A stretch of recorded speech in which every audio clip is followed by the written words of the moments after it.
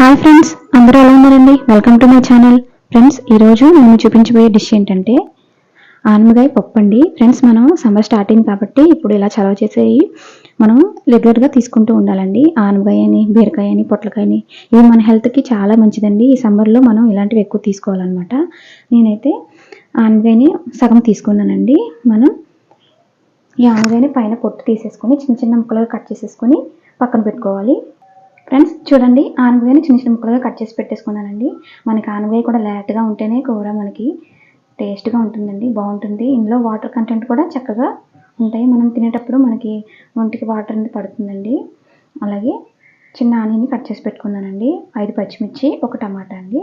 Friends, ఇప్పుడు ఆనపకాయ పప్పుని ఎలా ప్రిపేర్ చేయాలో చూద్దామండి. ఫ్రెండ్స్, ముందుగానే స్టవ్ ఆన్ చేసేసి కుక్కర్ని పెట్టేశానండి. మనం ఆనపకాయ పప్పుని కుక్కర్లోనే ప్రిపేర్ చేస్తున్నాను. ఫ్రెండ్స్, చూడండి, నేను 1 కప్పు దాకా పప్పుని తీసుకున్నానండి. ఫ్రెండ్స్, నేను తీసుకున్న ఆనపకాయకి ఈ కప్పు పప్పుకి కరెక్ట్గా సరిపోతుందండి. ఎక్కువ తక్కువ కరెక్ట్గా సమానంగా ఉంటుంది. ఫ్రెండ్స్, చూడండి, మనం ఈ పప్పుని కాస్త ఫ్రై చేసుకోవాలండి. ఫ్రెండ్స్, మనం పప్పులు ఫ్రై చేసేటప్పుడు మంట అనేది సిమ్లో పెట్టుకుని ఫ్రై చేసుకోవాలి. అలాగే మాడుకోకుండా ఉంటుంది, బాగుంటుందండి. మనకి పప్పు వేపేటప్పుడు కొంచెం మంచి స్మెల్ వస్తుంది అనమాట. ఆ విధంగా వచ్చే వరకు మనం ఈ పప్పుని ఫ్రై చేసుకోవాలి. ఇలా చేసుకోవడం వల్ల పప్పు మరింత రుచి పెరుగుతుందండి.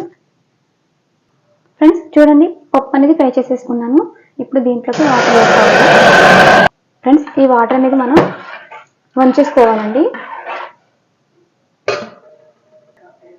ఫ్రెండ్స్, ఆ వాటర్ని వంచేసుకున్న తర్వాత మనం పప్పులోకి సరిపడా వాటర్ అనేది వేసుకోవాలి. చూడండి ఫ్రెండ్స్, మనకి వాటర్ అయితే కరెక్ట్గా సరిపోతాయి. ఇప్పుడు ఆనపకాయ ముక్కలు వేసేసుకోవాలి.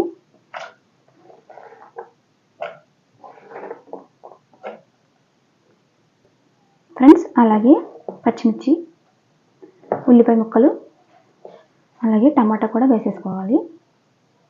ఫ్రెండ్స్, అలాగే కొంచెం చింతపండుని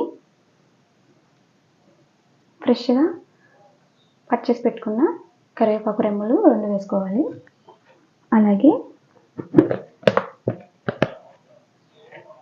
ఫ్రెండ్స్, కొంచెం కారం వేసుకోవాలి. పచ్చిమిర్చి మనం ఎక్కువ వేసాం కాబట్టి కారం ఎక్కువ అవసరం లేదండి. అలాగే 1 అర స్పూన్ దాకా పసుపుని యాడ్ చేసుకోవాలి. ఫ్రెండ్స్, ఇప్పుడు దీంట్లోకి ఫ్రెండ్స్ కొంచెం ఆయిల్ కూడా వేసుకోవాలి. ఆయిల్ వేసుకోవడం వల్ల ఏంటంటే పప్పు తొందరగా ఉడికిపోతుందండి. ఫ్రెండ్స్, ఇప్పుడు అన్నీ మనం ఒకసారి వీటన్నిటిని కలిపేసుకోవాలి ఈ విధంగా.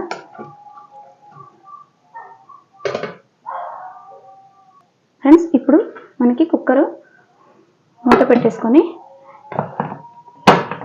విజిల్ పెట్టేసుకోవాలండి. మనకి ఈ పప్పు 3 విజిల్స్ వచ్చే వరకు మనం ఉడికించుకొని స్టవ్ ఆఫ్ చేసేసుకోవాలి.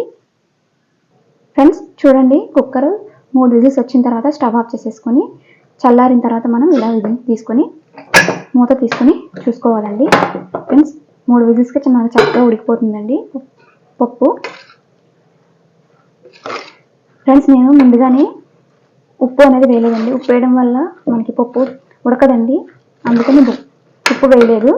చూడండి ఫ్రెండ్స్, ఈ విధంగా మనకి పప్పు అనేది రెడీ అయిపోయింది. ఇప్పుడు ఆనపకాయ పప్పుని తాలింపు వేసుకోవాలి. సరిపడా సాల్ట్ అనేది వేసేసుకొని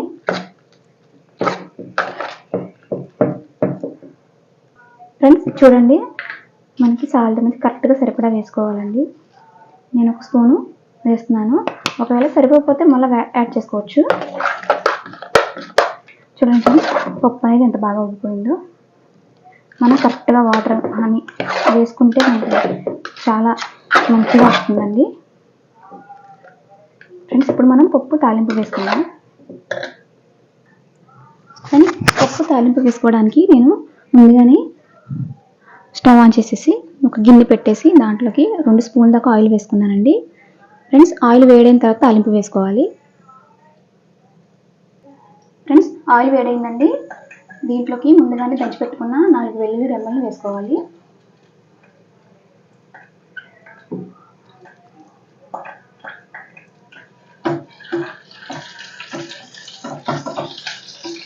ఫ్రెండ్స్, వెల్లుల్లి కొంచెం వేగిన తర్వాతనే అర స్పూన్ దాకా ఆవాలు వేసుకోవాలి. ఫ్రెండ్స్ ఆవాలు కొంచెం చిటపటలాడాలండి. ఫ్రెండ్స్ ఇప్పుడు దీంట్లోకి ఒక స్పూన్ దాకా జీలకర్ర వేసుకోవాలి.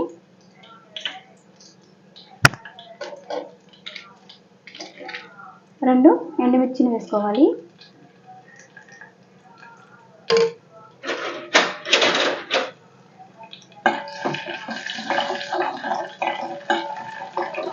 ఫ్రెండ్స్ ఈ విధంగా కొంచెం ఫ్రై చేసుకోవాలి.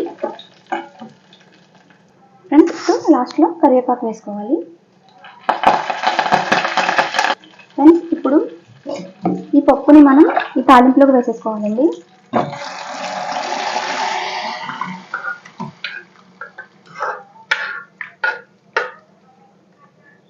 ఫ్రెండ్స్ ఈ విధంగా తాలింపులకి మనం డైరెక్ట్గా పప్పు వేస్తేనే అదొక రుచి వస్తుందండి. నేనైతే ఎప్పుడు ఇలాగే చేస్తాను. ఒకసారి మీరు ఇలా చేసి చూడండి, చాలా బాగుంటుందండి. ఇప్పుడు స్టవ్ ఆఫ్ చేసేసి మనం పప్పుని సర్వ్ చేసుకొని తినడమేనండి.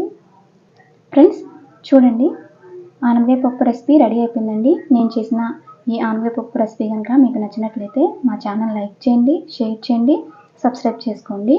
Thank you friends.